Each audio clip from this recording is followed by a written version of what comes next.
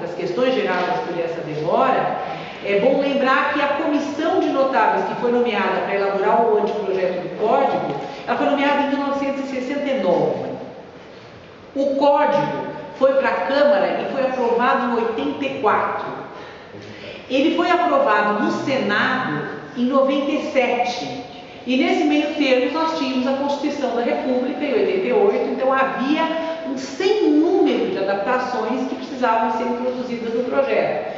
Eram tão grandes essas adaptações que o Congresso Nacional alterou uma regra do seu regimento interno, meio na base da pressão mesmo, para que depois da aprovação no Senado outras modificações pudessem ser introduzidas. E quem participou dessa fase sabe que as mudanças foram feitas meio a toque de caixa mesmo. A exemplo de a questão da união estável, já existia na época os programas de computador, me relataram que era na base da busca. Procurem a palavra cônjuge e onde tiver cônjuge substitua por cônjuge ou companheiro, porque senão não vai dar certo. E mesmo assim esqueceram alguns artigos de lei, o que gerou enormes polêmicas de interpretação. Às vezes, quem tem um pouco da noção histórica tem vontade até de dar risada, porque a mens legis foi que esqueceram aquele artigo, não tem nada de mens legis. É simplesmente uma questão de não ter tido tempo de fazer uma completa adaptação do anteprojeto às mudanças do direito civil transcorrida nesse arco de 30 anos. E é só por esse motivo que a união estável está destacada no título 3º, ou seja, ela tanto quanto o casamento gera questões de direito pessoal quanto questões de direito patrimonial e permite inclusive um exame conjunto das duas situações.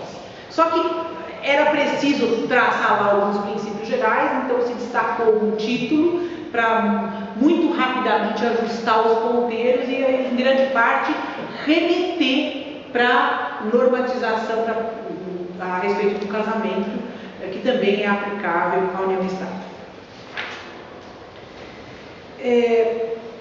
O direito patrimonial de família é, então, o ramo do direito que regula as relações jurídicas de caráter obrigacional, nascida entre os cônjuges, companheiros, parentes consanguíneos e afins, essa é a parte obrigacional, além de organizar a titularidade dos direitos dos cônjuges e companheiros sobre as massas patrimoniais particulares e comum, com os reflexos daí decorrente para a vida familiar. O direito patrimonial de família é informado por princípios gerais de direito, mas me ocorreu destacar aqui 3 que eu reputo muito importantes na interpretação das normas. O primeiro deles seria o princípio da autonomia privada. Efetivamente, a regulamentação do Estatuto Econômico da Família é de estipulação livre.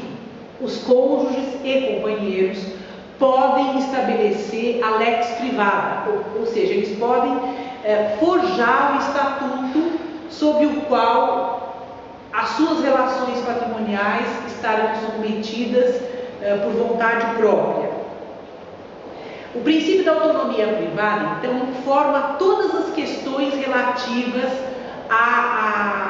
aos regimes de bens do casamento, à interpretação dessas regras e também é a luz que, a meu ver, diferencia algumas das questões polêmicas às quais eu vou me referir no curso da exposição.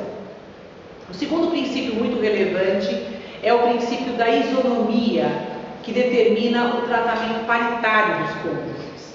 Muito mais do que a isonomia do artigo 5º da Constituição Federal Brasileira, trata-se aqui da isonomia prevista no artigo 226, parágrafo 5º, ou seja, do tratamento paritário dos cônjuges na relação familiar.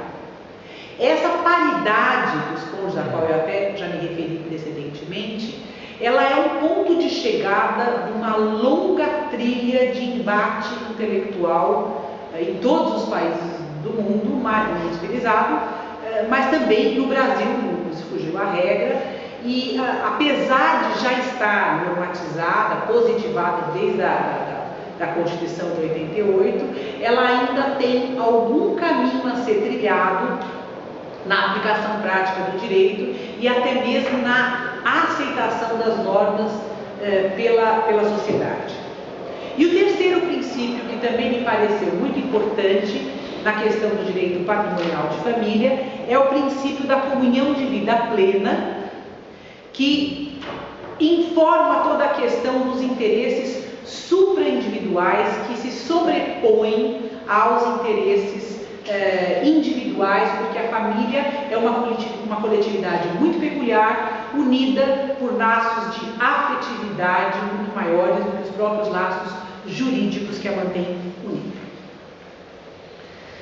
Com relação ao regime de bens do casamento, algumas regras aplicam-se à generalidade, são regras gerais aplicáveis a todos os regimes aos quais eu vou me referir mais para frente.